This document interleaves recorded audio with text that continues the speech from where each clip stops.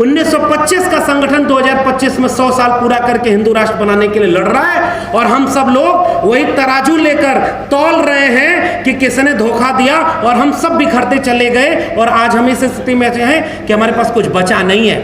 OBC समाज को जागरूक इस बात के लिए होना चाहिए कि अगर ओबीसी भी हिंदू था तो कितने जज, कितने प्रोफेसर, कितने वकील, कितने डॉक्टर, कितने इंजीनियर, कितने उद्योगपति ओबीसी बने हैं। और अगर ओबीसी 50% जो उनकी आबादी है उतने नहीं बने तो ओबीसी का रास्ता क्या मुसलमानों ने रोका था क्या, जिनके लिए बताया जाता है कि हिंदू धर्म खतरे में है? जब तक मेरे गांव में टीवी और व्हाट्सएप नहीं था, किसी को पता ही नहीं था कि उनका धर्म खतरे में है। ये टीवी और व्हाट्सएप गया तो उनको पता चल गया कि हिंदू धर्म तो खतरे में था, और उन्हें पता ही नहीं था कि ओबीसी को एक चीज से समझाने की कोशिश करनी चाहिए। उन्हें बताया जाए कि कौन थे जगदेव प्रसाद और उनकी शहादत क्यों हुई थी, कौन थे रामस्वरूप वर्मा, पेरियार ललाई सिंह यादव, और इस विरासत से जुड़ते हुए पीछे जब जाएं तो नारायण गुरु और पेरियार की विरासत, फूले की विरासत, उन विरासत को याद करते हुए ये कहा जाए कि मंडल कमीशन की जरूरत क्यों पड़ी थी। क्योंकि ओबीसी बेशक सामाजिक और सांस्कृतिक रूप से वैसे पिछड़ा नहीं था, लेकिन वह संसाधनों में, इसीलिए जगदेव बाबू का नारा मैं हर जगह बोलता हूं। मुझे वहां से एक दिशा नजर आती है कि 100 में 90 शोषित हैं। शोषितों ने ललकारा है, धन, धरती और राजपाट में 90 भाग हमारा है। कि दलितों पर अन्याय हो तो दलित खड़े हैं, ओबीसी पर अन्याय हो तो ओबीसी भी खड़े होना शुरू कर चुके हैं। हमें उन ओबीसी को पहचानना है जो कम से कम हमारे मुद्दे में हमारे साथ खड़े हैं।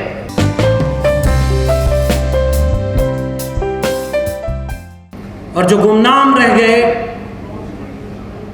जिन्होंने अपने सब कुछ कुर्बान कर दिया केवल इसलिए कि एक दिन ऐसा भी आएगा कि दिल्ली के कॉन्स्टिट्यूशन क्लब में देश भर के दलित, पिछड़े, आदिवासी बैठ करके इस बात की चिंता करेंगे कि भारत का संविधान को कैसे बचाना है। हम उन सारे लोगों को नहीं जान पाए, और आज वो इतिहास में मिटाया जा रहा है दो तरफ से। हमारे पहले मीडिया के साथी बोल रहे थे, उन्होंने बखूबी आपको ये समझाया कि एक दौर में मीडिया का काम होता था जनता के पक्ष में खड़ा होकर सरकार से सवाल करना, और आज मीडिया का काम है सरकार के पक्ष में खड़ा होकर के जनता के खिलाफ काम करना।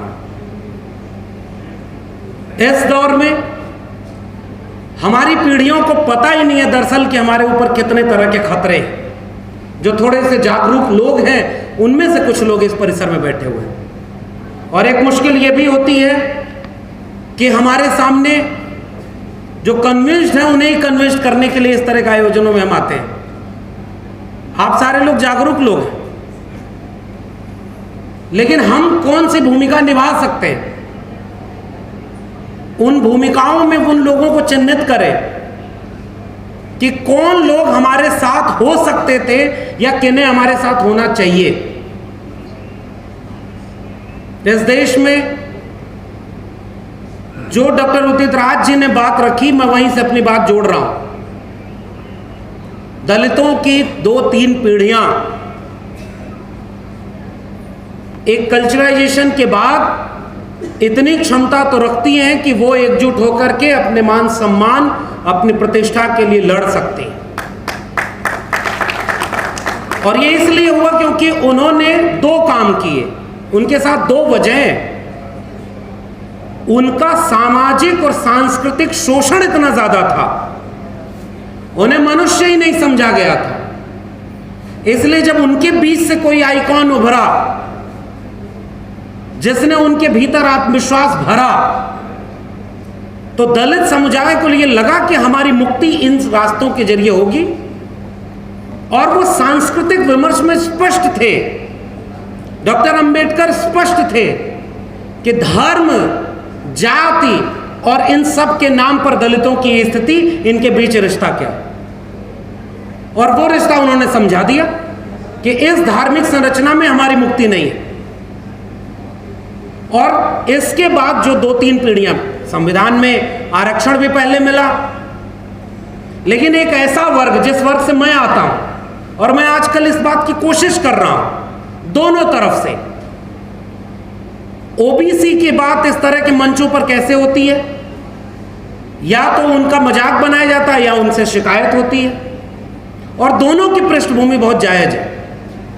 क्योंकि ओबीसी मंडल कमीशन कह रहा है कि 1931 की जनगणना के आधार पर उनकी आबादी है 52%, और ओबीसी में वे जातियां शामिल हैं जिनका सांस्कृतिक और सामाजिक आधार दलितों की तरह बिल्कुल स्पष्ट नहीं है। दलितों को तो मंदिर में घुसने नहीं दिया, ओबीसी मंदिर में साथ बैठा हुआ था। यह अलग बात है कि मैं जब आजकल पूछता हूं तो यह भी पूछता हूं ओबीसी से कि भाई तुम पुजारी क्यों नहीं हुए, ये वाला सवाल भी पूछता हूं। लेकिन मंदिर में घुसने न देने का वंचना ओबीसी ने नहीं झेली। दलितों के पास आज भी जमीन 1% से कम है। ओबीसी में कई जातियां ऐसी हैं जो किसान जातियां हैं, जिनके पास जमीनें हैं। ओबीसी में दलितों के पास शस्त्र रखने का अधिकार नहीं दिया। भीमा कोरेगांव को यूं ही नहीं डॉक्टर अंबेडकर ने शौर्य दिवस के रूप में मनाया, क्योंकि उन्होंने ये दिखाया कि देखो हथियार हमसे छीना था तुमने, हमें हथियार मिला तो हमने अपनी ताकत दिखाई। ये शौर्य दिवस की ताकत थी। लेकिन ओबीसी में क्या हुआ भाई? आप कह रहे हो मौर्य वंश, मगध वंश, पाल वंश, गुर्जर वंश, ये सब तो राजा थे। अब एक विमर्श यहां पर कंफ्यूजन वाला आता है। कुछ ओबीसी कहते हैं हम क्षत्रिय हैं, तो ज्योतिबा फुले ने गुलामगिरी में भी एक थ्योरी दी है, जिसे आगे बढ़ाया डॉक्टर अंबेडकर ने हुअर सूत्रास किताब में। उन्होंने कहा कि खेत से बना एक क्षत्रप क्षत्रिय, लेकिन आर्यों के आने के बाद जो झुक गया उसे उन्होंने क्षत्रिय बनाया, और जो झुके नहीं तनकर खड़े रहे उन्होंने उसे शूद्र बना दिया। इसलिए वो कहते हैं कि शूद्र और अति शूद्र ये ओबीसी और दलित जातियां हैं। ये एक बात है। इसलिए ये मुश्किल है कि ओबीसी आपके साथ उस तरह से नहीं खड़ा हो पाता, क्योंकि उसको तो पता ही नहीं चल पा रहा है कि उसका शोषण हो कहां से रहा है। अब मैं उन्हें नई भाषा में समझाता हूं, और ये कोशिश करते हुए कि हमें ओबीसी का मजाक बनाना नहीं है। वो तो मजाक खुद बन रहे हैं जब उनको ये पता चलता है कि 2019 तक देश के 45 केंद्रीय विश्वविद्यालयों में ओबीसी के 0 प्रोफेसर थे। ओबीसी को समझ में आने लगता है हमारी भूमिका क्या है, या इस तरह के मंचों पर क्या बात बोली जानी चाहिए। वो बात ये बोली जानी चाहिए कि वो जो सांस्कृतिक विमर्श है, अब जैसे कोई दलित है और आरएसएस की शाखाओं में जाता है, आप उसका मजाक बनाएंगे तो 2-4 दलितों को और लेके जाएगा कि हमारी जाति के नेताओं को वहां मंत्री बनाया जाता है, कैबिनेट में मंत्री बनाया जाता है, और देश भर में प्रचार किया जाता है कि 12 दलित और 27 ओबीसी मंत्री बना दिए गए। ये प्रचार करके उनको अपनी तरफ लिया जा रहा है, और हम तराजू लेके घूम रहे हैं कि 24 कैरेट अंबेडकरवादी कौन है, जो थोड़ा 22 कैरेट है उसका हम मजाक बनाएंगे, और हमने अपने लोगों को उनके खांचे में छोड़ दिया। ये सबसे बड़ी मुश्किल ये, और यही काम आपने उन प्रतीकों के साथ किया है जो प्रतीक आपके अपने थे, आपने नहीं माना। कल को बीजेपी और आरएसएस बुद्ध की मूर्ति बनवाएगी, अंबेडकर की मूर्ति बनवाएगी और उस पर माला डलवाएगी, और वही बात जो बार बार कही जाती है, मूर्ति पर माला और विचारों पर ताला, आपकी सांस्कृतिक जमीन को काटने का काम किया जाएगा। ओबीसी को किस तर्क से समझाया जा सकता है? मैं इस बात पर पहुंचता हूं कि ओबीसी को एक चीज से समझाने की कोशिश करनी चाहिए, उसको उसकी हिस्ट्री पहचान में लाई जाए। उन्हें बताया जाए कि कौन थे जगदेव प्रसाद और उनकी शहादत क्यों हुई थी, कौन थे रामस्वरूप वर्मा, पेरियार ललई सिंह यादव, और इस विरासत से जुड़ते हुए पीछे जब जाएं तो नारायण गुरु और पेरियार की विरासत, फूले की विरासत, उन विरासत को याद करते हुए ये कहा जाए कि मंडल कमीशन की जरूरत क्यों पड़ी थी। क्योंकि ओबीसी बेशक सामाजिक और सांस्कृतिक रूप से वैसे पिछड़ा नहीं था, लेकिन वह संसाधनों में, इसीलिए जगदेव बाबू का नारा मैं हर जगह बोलता हूं, मुझे वहां से एक दिशा नजर आती है कि 100 में 90 शोषित हैं। शोषितों ने ललकारा है, धन धरती और राजपाट में 90 भाग हमारा है, और वहां से एक दिशा मिलती है। जो बात मैं इस तरह के मंचों पर कह करके, क्योंकि सोशल मीडिया ही मेन स्ट्रीम मीडिया है, पूरे देश में यह बात जाएगी कि दलितों पर अन्याय हो तो दलित खड़े हैं, ओबीसी पर अन्याय हो तो ओबीसी भी खड़े होना शुरू कर चुके हैं। हमें उन ओबीसी को पहचानना है जो कम से कम हमारे मुद्दे में हमारे साथ खड़े हैं। और इस तरह से वो आखिरी बात जो मैं कहना चाह रहा हूं, धन धरती और राजपाट की बात, संसाधनों में हिस्सेदारी की बात, सामाजिक न्याय की बात केवल जाति की बात नहीं, वो जेंडर की बात है। जब मीना कोटवाल जेंडर का सवाल उठा रही थी तो ये सवाल यहां पे उठना चाहिए, वो पूरे देश में उठना चाहिए। वैसे ही सामाजिक न्याय का सवाल संसाधनों के बराबर की भागीदारी का है, इसलिए निजीकरण हमारा मुद्दा है। मंडल कमीशन की रिपोर्ट की तो 2 अनुशंसाएं लागू हुई। ओबीसी समाज को जागरूक इस बात के लिए होना चाहिए कि अगर ओबीसी भी हिंदू था, जो मैं बार बार पूछता हूं, तो कितने जज, कितने प्रोफेसर, कितने वकील, कितने डॉक्टर, कितने इंजीनियर, कितने उद्योगपति ओबीसी बने हैं। और अगर ओबीसी 50% जो उनकी आबादी है उतने नहीं बने तो ओबीसी का रास्ता क्या मुसलमानों ने रोका था क्या, जिनके लिए बताया जाता है कि हिंदू धर्म खतरे में है? जब तक मेरे गांव में टीवी और व्हाट्सएप नहीं था, किसी को पता ही नहीं था कि उनका धर्म खतरे में है। ये टीवी और व्हाट्सएप गया तो उनको पता चल गया कि हिंदू धर्म तो खतरे में था और उन्हें पता ही नहीं था। ये खतरे में होता नहीं, खतरे में बताया जाता। इसलिए मेरा विचार ये कहता है कि 2-3 मुद्दे जो इस पूरे मंच पर है, और परिसंघ के आयोजकों को मेरा सैल्यूट है कि जो समसामयिक मुद्दे हैं उन पर बात की जा रही है, और उनमें एक बात और जोड़ी जाए, वो आखिरी बात है मेरी। जातियां क्यों नहीं गिनते?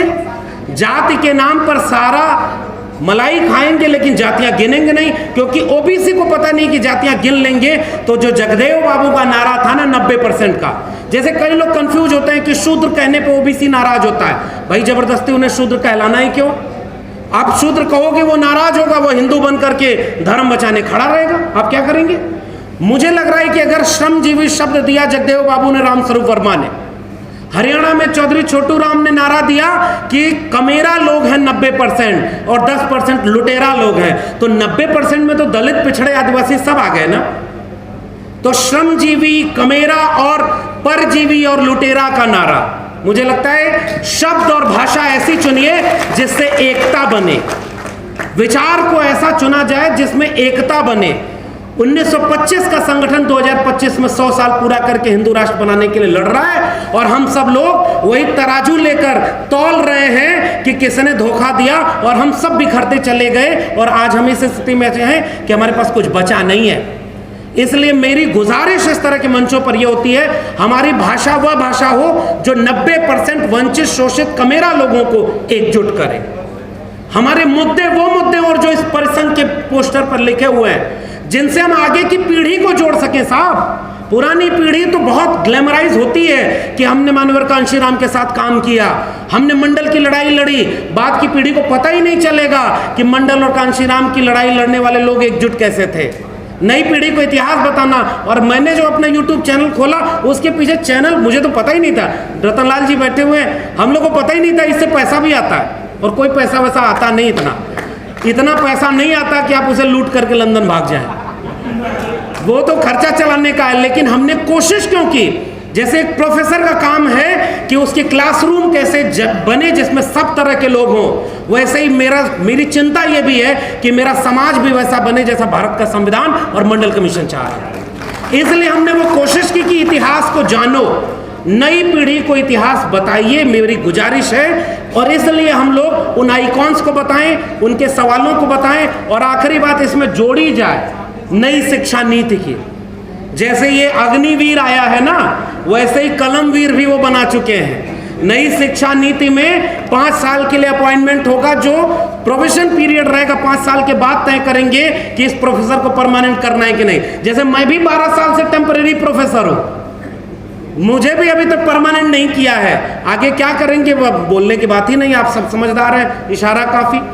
लेकिन नई शिक्षा नीति ठीक वही काम शिक्षा जगत में कर चुकी है, जिसने नई पीढ़ी को पूरी तरह से शिक्षा को बर्बाद करके हमें एक वैचारिक रूप से दिवालिया पीढ़ी सौंप दी।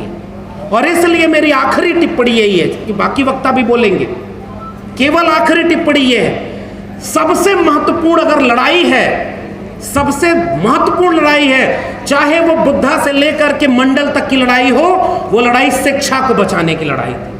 और शिक्षा डिग्रियों वाली नहीं, शिक्षा वो जो जैसे पी के दहाड़ने का काम करते हैं। इसलिए नई शिक्षा नीति को शामिल करिए, जाति जनगणना को शामिल करिए। और अपनी बात खत्म करते हुए कविता सुनाता हूं आपको। और शिक्षा क्यों जरूरी है, इसी पर यह कविता है। सफदर हाशमी की कविता है। किसकी कविता और क्यों मैंने ये कविता चुनी, इसके भी कुछ अर्थ हैं। पढ़ना लिखना सीखो वो मेहनत करने वालों, पढ़ना लिखना सीखो वो भूख से मरने वालों। क ख ग घ को पहचानो, अलिफ को पढ़ना सीखो, अ आ इ ई को हथियार बना कर लड़ना सीखो। पूछो मजदूरी की खातिर लोग भटकते क्यों हैं, पूछो तुम्हारी सूखी रोटी गिद्ध लपकते क्यों हैं, पूछो माँ बहनों पर ये बदमाश झपटते क्यों हैं, पूछो तुम्हारी मेहनत का फल सेठ गटकते क्यों हैं। पढ़ो लिखा है दीवारों पर मेहनत कश का नारा, पढ़ो लिखा है दीवारों पर मेहनत कश का नारा। पढ़ो पोस्टर क्या कहता है वह भी दोस्त तुम्हारा। पढ़ो अगर अंधविश्वासों से पाना है छुटकारा, पढ़ो किताबें कहती हैं सारा संसार तुम्हारा। पढ़ो कि हर मेहनत कश को उसका हक दिलवाना है, पढ़ो अगर इस देश को भी ढंग से चलवाना है। पढ़ना लिखना सीखो वो मेहनत करने वालों, पढ़ना लिखना सीखो वो भूख से मरने वालों। बहुत बहुत शुक्रिया। जय भीम, जय मंडल, संविधान जिंदाबाद, उल गुलाम जिंदाबाद, इनकलाब जिंदाबाद।